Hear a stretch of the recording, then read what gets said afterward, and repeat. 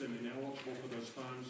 So we have $15 million that we didn't budget for that we're now able to transfer. That leaves us with a deficit of $50 million, and we are filling that $50 million deficit in three ways. First, we will not be making the final quarter payment to the Death and Disability Fund under CAPERS. As you're aware, CAPERS has a separate death and disability benefit. It is funded by the state. That fund is actually overfunded. It does not need this payment in order to be solvent, so we will be withholding that $12 million. Secondly, I'm calling on the legislature to pass the primary seatbelt law. It is currently illegal in the state to be in the front seat of a vehicle without a seatbelt on, but because we do not have a primary seatbelt law, you cannot be stopped for that offense. You can only be ticketed if you're stopped for another reason. The federal government has said that if the states pass a primary seatbelt law, they will receive certain amounts of money. In Kansas, it amounts to $11 million. The legislature has refused to pass a primary seatbelt law, but is close. It has passed the Senate. It is now in the House, and I call upon the House to pass the primary seatbelt law. Not only would this give us an additional $11 million from the federal government, $10 million of which we can use towards the general fund, it will also save lives. Because the research indicates, and I was just looking at this yesterday, that in states that have enacted primary seatbelt laws, seatbelt usage goes up 10%. So we can anticipate that there will be less deaths and serious injuries if that law is passed. Third, I'm announcing that we are canceling the lettings of all highway maintenance projects for the remainder of fiscal year 2010. That includes both light maintenance and heavy maintenance. Does not affect any program that's been announced under the Comprehensive Transportation Plan, but it does affect a large number of projects, about $60 million of which was light maintenance, about $40 million of which was heavy maintenance. $26 million of that would have been spent in fiscal year 2010. The remainder would have been spent in fiscal year 2011. By eliminating those lettings, we will recognize in fiscal year 2010 at $26 million. It will also help us fill the gap that we faced in fiscal year 2011. I've obviously consulted significantly with the Secretary of Transportation, and while the Secretary of Transportation certainly does not want us to cancel any road project, she's assured me that this is not a matter of public safety, that the roads will not be in as great a condition as they would have been otherwise, but public safety will not be jeopardized. The final thing that I'd like to talk about before I open it up for questions is I think we need to analyze why are we in the situation that we're in.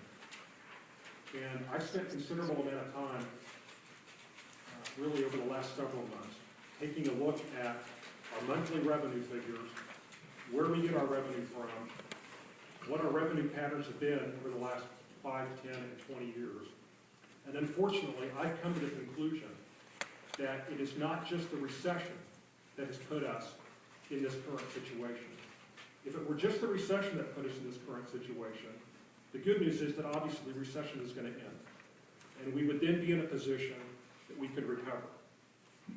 We are certainly in this position partially because of the recession, but we are also in this position because the legislature has been on a tax-cutting binge over the last 20 years that has decimated our revenue stream. And in the process, in my view, the average working man and woman in this state has been left out. And that's true for two reasons. First, special interest groups have been rewarded time after time in this building. If you look at the taxes that have been cut, these aren't taxes that are being paid for by the 2.8 million average Kansans. These are taxes that are paid for by a very narrow group of wealthy special interests. We have eliminated the estate tax. 900 people a year benefit from that, cost the state $40 million. We have eliminated the franchise tax. We have lowered the property tax from 35 mils to 20 mils. We have gone from 30 exemptions in sales tax to 99. And we've said that if you're wealthy and on Social Security, you're going to receive a tax break, unlike what the federal government does for virtually every other state. And yet, what have we done for the average person? Virtually nothing. If you go out and talk to the average person and ask them, have we cut taxes in the state, they will tell you that we haven't, because they haven't seen it. Sales taxes haven't gone down, income taxes haven't gone down. Maybe they've gotten a little break with their property taxes, but more than likely, their property taxes have gone up because we took so much responsibility on local units of government as we've gone on this tax cutting binge. But the average Kansan, during this time of massive tax cuts, has seen their taxes go up. So what cumulatively have we done? Since the mid-1990s, on a cumulative basis, we have cut taxes over $9 billion. But virtually none of that is seen by the average person. It is seen by special interest groups who are powerful enough to hire lobbyists and come into this building and get what they want. The second reason that this is particularly bad for the average person is that this tax cutting binge has impacted the integrity of the very programs that Kansas's want and need. We aren't able to spend the money that we need to spend on education. We aren't able to spend the money that we need to on our universities. We aren't able to spend the money on our safety net. We aren't able to spend the money on public safety because it's all been given away to special interest groups.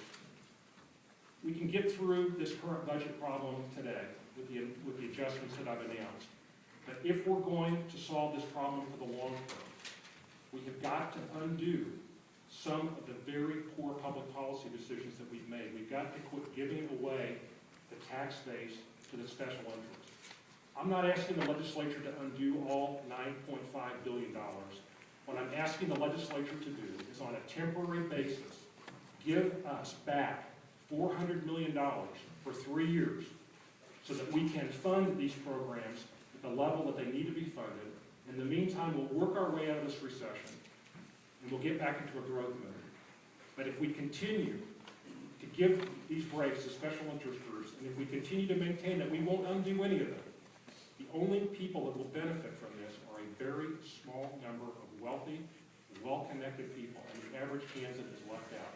That's not acceptable, and I'm asking the legislature today to take a long, hard look at what's happened over the last 20 years, because if you do, I think you'll conclude that it's time to stand up for the average Kansan. Thank you all very much, and I'm ready for your questions. How do you spark this kind of cloud?